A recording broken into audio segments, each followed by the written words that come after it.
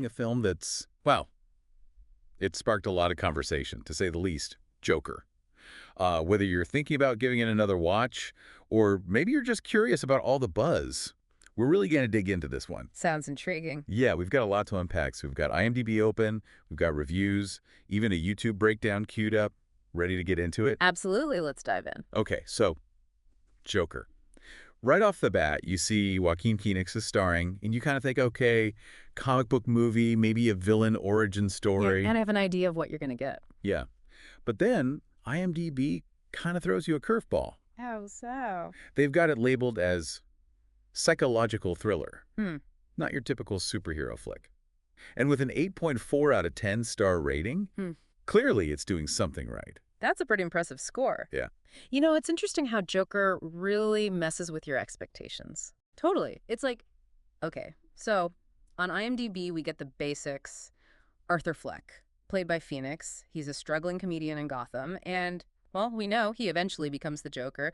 Plus, we've got Robert De Niro in the mix. Wow, talk about a talented cast. Right. But it's not just the destination, it's the journey. That transformation from Arthur to Joker, that's got everyone talking. One review we found called it less of a traditional origin story and more of a character study.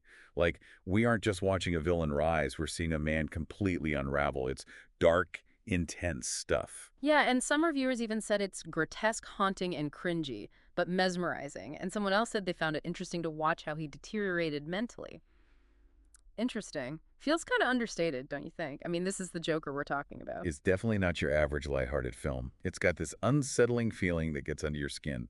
You're forced to confront some pretty dark stuff. Yeah, for sure. I mean, it's not a film you just brush off easily. It stays with you. But how does a film even do that, you know? Make you feel that way. We've seen so many different Jokers on screen. What sets this one apart? I think a lot of it comes down to Joaquin Phoenix, to be honest. His performance.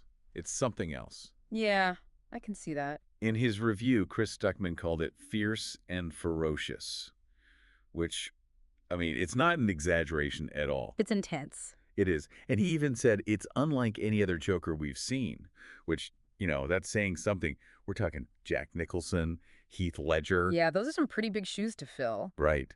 But with Phoenix, it's not even like he's trying to imitate them, you know? Stuckman pointed out that he completely embodies the character, this descent into madness. There's something so raw, almost vulnerable about him.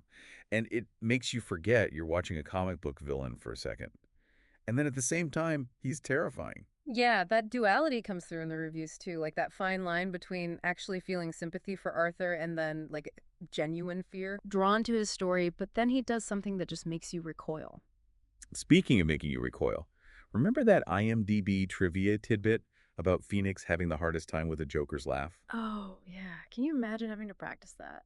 Stuckman had some interesting thoughts about the laugh, too. Not just about, like, how creepy it was, but the sound itself. He said it almost sounded painful, like physically hurt. Wow. That adds a whole other layer to it. I know, right? And it goes back to that rawness that Phoenix brings to the role. Totally. And that bleeds into the whole film. It's what makes it stand out from other comic book movies. It's not about the crazy effects or action. It's about this descent, you know, this slow descent into madness. Exactly. Yeah. It gets under your skin and it stays with you.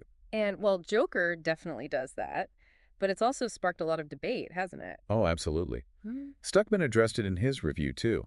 All those questions viewers and critics have been asking. Right, like, does this go too far? Exactly. Like, are we supposed to sympathize with the Joker? Yeah. Does the film glorify violence? Is he some kind of anti-hero? Those are some heavy questions to grapple with. For sure. It's Yeah. tricky territory. But I think we have to remember who the Joker is. Yeah. You know? At his core, this is a character who thrives on chaos. Yeah. Who sees the world as this big joke. It's like he's holding up a dark mirror to society, Yeah. making us see those uncomfortable truths. Yeah, and remember that scene Stuckman used from The Dark Knight? Yeah. The hospital scene? Yeah. That's the Joker's worldview. Chaos is the punchline. And he's the only one laughing? Exactly. But, you know, one of the text reviews I read, they made an interesting point. This Joker isn't really a mastermind, not in the way we've seen before. What do you mean? Like, he's not some evil genius planning elaborate schemes. Yeah. He seems more like a man pushed to the edge, which almost makes him, like, scarier and more tragic in a way. I see what you mean. It's more grounded, more realistic. Yeah. Stuckman even compared it to Taxi Driver, which, if you remember that film, Oh, yeah. Intense. Another film about this guy driven to the edge by society, by his own demons. Yeah. And both films ask these really unsettling questions, like, what makes someone snap? Could it happen to anyone? So it's not about, like, the Joker's grand plan. It's about that domino effect. Trauma, isolation, and, well, life just beating you down. Exactly. And that realism, it makes Joker more than just a comic book film. It becomes a conversation. So far, we've got this amazing performance from Joaquin Phoenix, thought-provoking themes, but also the potential for it to be deeply disturbing. So we've talked about the good, the bad, the just plain messed up. But does Joker earn a spot in the Hall of Fame? Masterpiece? Or is it trying too hard? Well, it's definitely sparked a lot of debate, that's for sure. Mm-hmm. Joker, it's powerful, no doubt, but it's not perfect. Even Stuckman had some critiques, didn't he? Yeah, he did. He mentioned those comparisons to Taxi Driver. Some people felt like the film was trying a little too hard to be like, hey, see what we did there? Wearing its inspirations on its sleeve? Exactly. And the pacing. A few people found it kind of slow, even dull at times, according to one review. Not exactly what you think of with a comic book movie. Right. When you think Joker, you think high energy, chaotic. Yeah, but here's the thing about Joker. It sticks with you. You don't just watch it and forget about it. It gets under your skin, you know? It makes you think. And that's what makes it effective. Totally. It sparks this debate, forces you to confront those uncomfortable things about society, about ourselves even. That darkness that's kind of lurking inside all of us, just waiting for the right, well, wrong moment, I guess, to come out. Yeah, and isn't that what good art is supposed to do? It makes you uncomfortable, makes you ask those tough questions.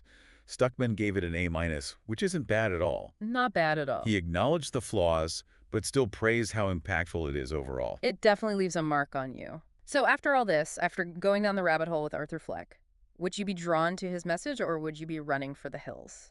I think that's the point of Joker, isn't it? It's not about easy answers or taking sides.